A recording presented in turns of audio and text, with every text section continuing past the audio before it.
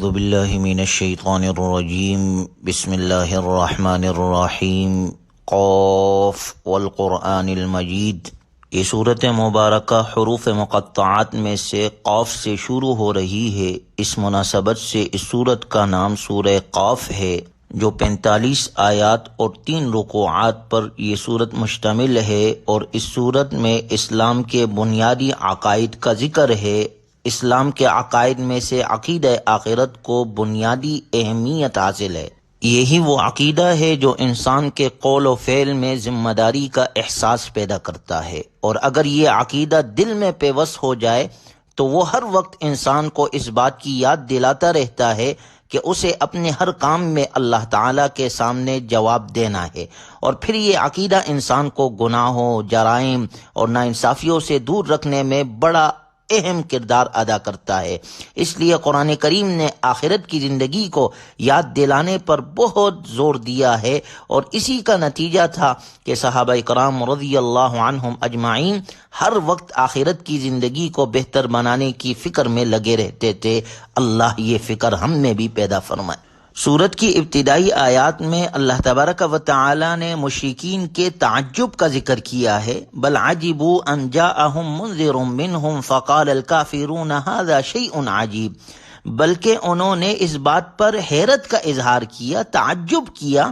کہ کوئی آخرت سے ڈرانے والا خود انہی میں سے کیسے آ گیا، یعنی آپ علیہ السلام کے بارے میں تعجب کرنے لگے کہ ہم ہی میں سے، انسانوں میں سے ہی پیغمبر بن کر آ گیا۔ ھذا شیء عجیب، ان کافروں نے کہا یہ تو بڑی عجیب بات ہے، اور اس کے بعد کہنے لگے اذا متنا وکنا ترابا، بلا کیا جب ہم مر کھپ جائیں گے اور مٹی ہو جائیں گے، ذالک رجع بعید، تو اس وقت ہمیں پھر زندہ کیا جائے گا، یہ واپسی تو ہماری سمجھ سے دور ہے۔ اللہ کا ارشاد ہے قد علمنا ما تنقص الارض منهم وعندنا کتاب حفیظ، حقیقت تو یہ ہے کہ زمین ان کے جن حصوں کو کھا کر گٹا دیتی ہے، ہمیں ان کا پورا علم ہے۔ اس آیت مبارکہ میں اس بات کا جواب ہے کہ جب مشرکین نے کہا کہ جب ہم مر کر مٹی ہو جائیں گے تو پھر ہمارے جسموں کے وہ حصے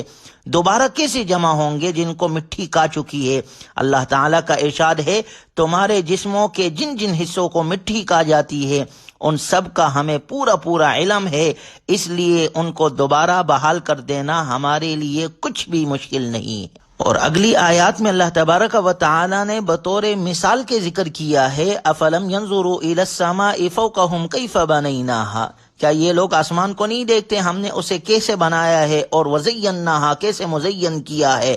والارض مددناها والقینا فیها رواسیا، اور ہم نے زمین کو پہلا دیا، اس پر پہاڑ ڈال دیے، وانبتنا فیها من كل زوج بہیج، اور اس میں سے ہر طرح کے خوشنما چیزیں اگائی ہے، تبصرۃ وذکریٰ لکل عبد منیب، تاکہ وہ اللہ سے لو لگانے والے ہر بندے کے لیے بصیرت اور نصیحت کا سامان ہو۔ وَنَزَّلْنَا مِنَ السَّمَاءِ مَاءً مُبَارَكًا فَأَنبَتْنَا بِهِ جَنَّاتٍ وَحَبَّ الْحَصِيدِ، اور ہم نے آسمانوں سے برکتوں والا پانی اتارا ہے، پھر اس کے ذریعے سے باغات اور وہ اناج کے دانے اگائیں جن کی کٹائی ہوتی ہے، وَالنَّخْلَ بَاسِقَاتٍ لَهَا طَلْعٌ نَضِيدٌ، اور کھجور کے اونچے اونچے درخت جن میں تے بتے خوشے ہوتے ہیں، رزقا للعباد، تاکہ ہم بندوں کو رزق عطا کرے، وَأَحْيَيْنَا بِهِ بَلْدَةً مَيْتًا، اور اس طرح ہم نے اس پانی سے ایک مردہ پڑے ہوئے شہر کو زندگی دی ہے، کذالک الخروج، بس اسی طرح انسانوں کا قبروں سے نکلنا بھی ہوگا۔ جس طرح ایک مردہ پڑی ہوئی زمین کو اللہ تعالیٰ بارش کے ذریعے سے زندگی عطا کر دیتے ہیں کہ اس میں ڈلے ہوئے بیج سے طرح طرح کی سبزیاں، پھل اور اناج وجود میں آ جاتا ہے، اسی طرح جو لوگ قبروں میں مٹی ہو چکے ہیں ان کو بھی اللہ تعالیٰ نئی زندگی دینے پر قادر ہے۔ پھر غور کیا جائے تو کسی بھی چیز کو پہلی بار پیدا کرنا، یعنی اسے عدم سے وجود میں لانا، ہمیشہ زیادہ مشکل ہوتا ہے بنسبت اس کے کہ اسے دوبارہ ویسے ہی بنا دیا جائے۔ جب اللہ تعالیٰ کو پہلی بار پیدا کرنے میں کوئی دشواری یا تھکن لاحق نہیں ہوئی تو وہ اللہ دوبارہ پیدا کرنے پہ بطریق اولا قادر ہے، اس کے لیے نہ پہلی مرتبہ اور نہ دوبارہ پیدا کرنا کوئی مشکل ہے۔ پھر اس دنیا کے اندر ایسے عجائبات اور مخلوقات کی کوئی کمی نہیں ہے جن میں غور و فکر کر کے انسان اللہ کی بے پناہ قدرت کا ادراک کر سکتا ہے۔ یہ مثال بیان کرنے کے بعد اللہ تعالیٰ نے اگلی آیات میں نافرمان قوموں کا ذکر کیا ہے کہ تم سے پہلے قوم نوح، قوم سمود، قوم عاد، قوم لوط، فرعون اور قوم شعیب بھی تھی۔ چنانچہ جب انہوں نے اللہ کے احکامات اور اپنے وقت کے نبی کی بات کو نہیں مانا اور انہوں نے تکذیب کا راستہ اختیار کیا تو وہ ہلاکت سے دوچار ہوئے، لہٰذا ان سے عبرت حاصل کرو۔ اگر تم نبی صلی اللہ علیہ وسلم کے طریقے کو نہیں اپناؤ گے اور قرآنی تعلیمات پر نہیں آؤ گے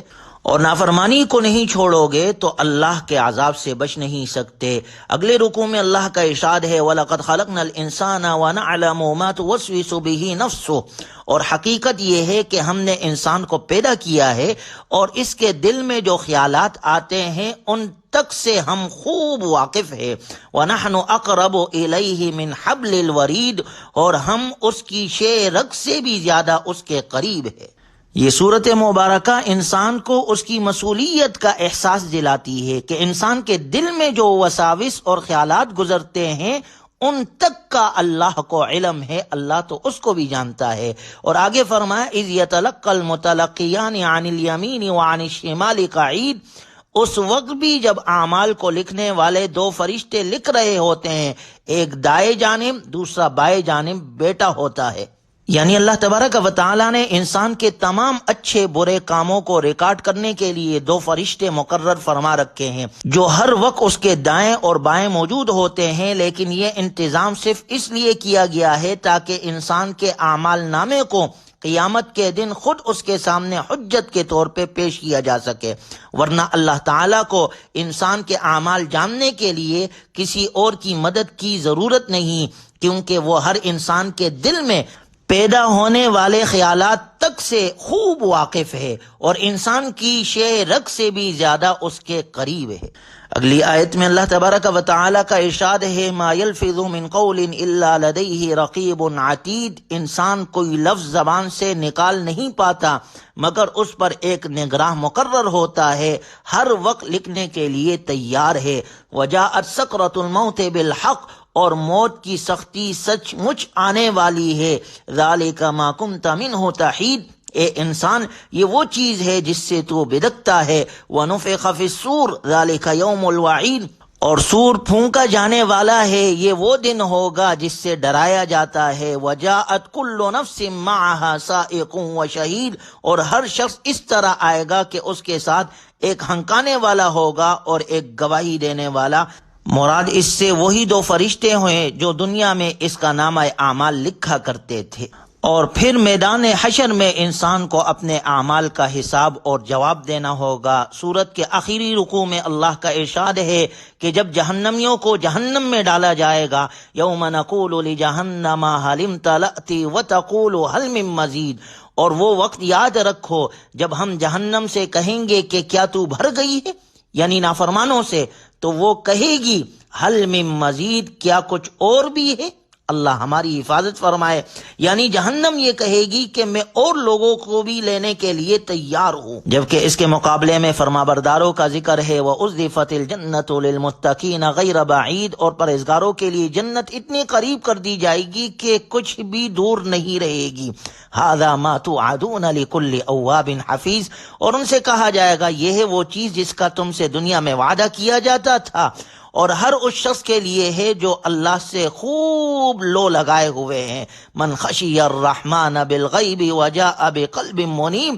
جو خدائے رحمان سے اسے دیکھے بغیر ڈرتا ہو اور اللہ کی طرف رجوع کرنے والا دل لے کر آئے، ایسے لوگوں سے کہا جائے گا ادخلوها بسلام، تم سلامتی کے ساتھ اس میں داخل ہو جاؤ، یہ ہمیشہ ہمیشہ کا داخل ہونا ہے۔ لہم ما یشاؤون فیہا ولدینا مزید، اس جنت میں وہ سب کچھ ملے گا جو تم چاہو گے اور اس سے بھی زیادہ۔ اور سورت کے اختتام میں رسول اللہ صلی اللہ علیہ وسلم کو مشرکین کی بےہودہ گوئی پر صبر کی تلقین اور صبح اور شام اللہ کی تسبیح اور عبادت کی تلقین کی گئی ہے۔ اللہ کا ارشاد ہے، جو کچھ یہ لوگ کہتے ہیں ہمیں خوب معلوم ہے، اور اے پیغمبر تم ان پر زبردستی کرنے والے نہیں ہو۔ فذکر بالقرآن من یخاف وعید، لہذا قرآن کے ذریعے سے ہر اس شخص کو نصیحت کرتے رہو جو میرے وعید سے ڈرتا ہو۔ اللہ تعالی ہمیں قرآنی تعلیمات پر عمل کی توفیق عطا فرمائے۔ وآخر دعوانا الحمد للہ رب العالمین۔